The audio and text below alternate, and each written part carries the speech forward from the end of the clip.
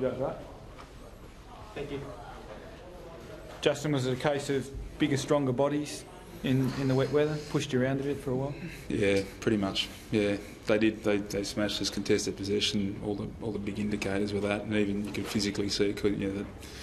Yes, part of that, is technique. Part of that is size. So there's some things we can fix in the short term, but there's some things that'll take some time to fix in those areas. They're mature boys. They respect the defensive side of the game ultimately, and they get the reward for it.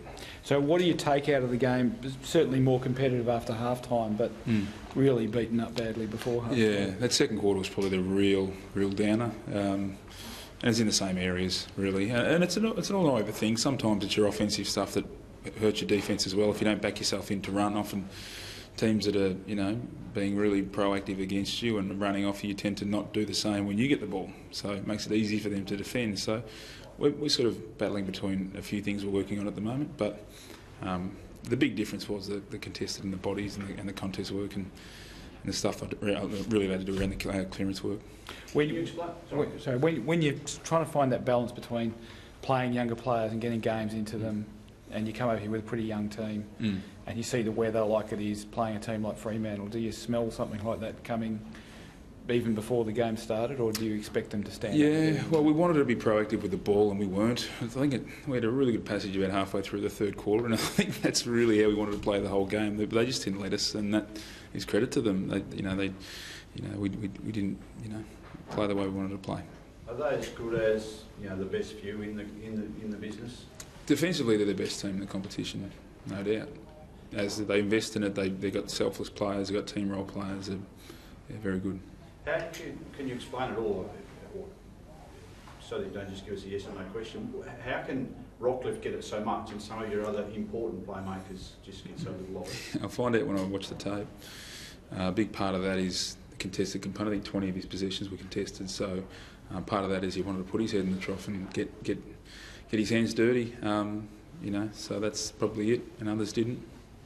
But we'll look at the tape and sort of. It's hard to tell straight away why.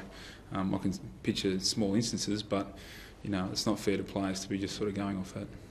What was your message to the lads after the game? It was probably more of a teaching time, to be perfectly honest. It was sort of at that point where it wasn't a rant and rave, wasn't on the cards. It was more, what did you learn off Fremantle? What can we take out of it? What do they do well? Ask some questions of our younger players and what they need to improve on, and areas we need to get better, and we just have to keep on working going forward. I mean, you've been part of the club during its glory days. How hard is it to see what it's going through now and the rebuild? I suppose it's looking like a long way. I was at this club also in 1993 when it wasn't in its glory days, and it was very similar to this. So you've got to start from somewhere. And do you pass on those experiences to the guys? Oh yeah, yeah, I do as much as you can. I mean, you don't generally talk about your own career. I don't think players realise the system of AFL. You go through your ups and downs, and you go through cycles where you're building, and we're in that phase. So the players know that. They know, we're not going to run out there and beat the best teams in the competition this year. That's just where we're at. And you'll see tonight, bigger bodies. It's just some things you can fix, some things you can't. So we just have to continue to work and not accept poor performances. Though that's the overarching message, I think. So how will you handle your Jonathan Brown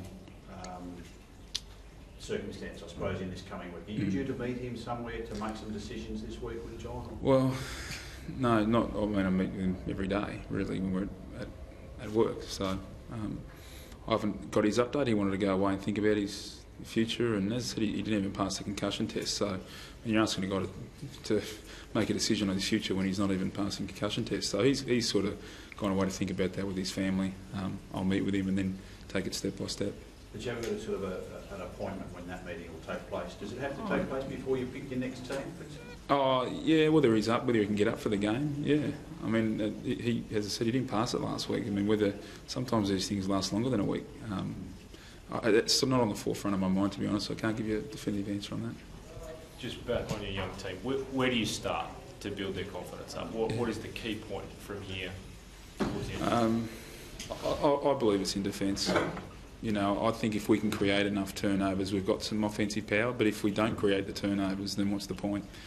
You know, you need to get better in that area to create the numbers to give you the chance, and we didn't do that at all today. So, you know, we've been working on it pretty hard. We've had a couple of lighter weeks on the track because you know, you can't go hard at every training session for 22 weeks either. So you got to make sure you condition your players too and give them time off so they can refresh as well. So whether this week's a heavier week on the track or not, we're going to have that discussion. But sort of the defensive and contestable component will be a focus. So is this Fremantle tape the perfect teaching tool? There's pressure around the ball carrier and turning the footy over. They do the team defence stuff better than anyone. Yeah. Justin, it always shaped as a tough year given the events over summer. Are you about where you thought you'd be at this point? That's a hard question to answer. You never know. You don't. You know, there's so many. You know, I didn't think we were going to climb the ladder. Probably, if I had to give you an answer from last year, but. You know, we've lost some players, you know, throughout the year, some key players in Leuenberger. And I mean, Leuenberger would have been handy tonight with Sandilands, wouldn't he? And, you know, Richie and guys like that. So we've lost, you know, we don't need strike power out of our team. We don't have a lot of it. So things like that can also affect that. But yeah, it's hard. The season's not over yet. But, yeah. Rockcliffe's work rate aside, do you take any other sort of individual positives out of tonight? You think anyone else impressed you with the way that, even if it was just the way they worked through the game? Look, I thought Joel Padfield stood up at times, you know, particularly when it's barrage. How many inside 50s over at 70? I think it was a ridiculous amount of numbers. So our backs, and what happens with your backs too, then they get really conservative with their starting points because it's coming in so often, so then they stop being proactive, and it just sort of, one thing leads to another. But it is hard to find at this point in time a positive, apart from Rocky's total numbers, which, you know, obviously is an impressive total number. Thanks guys.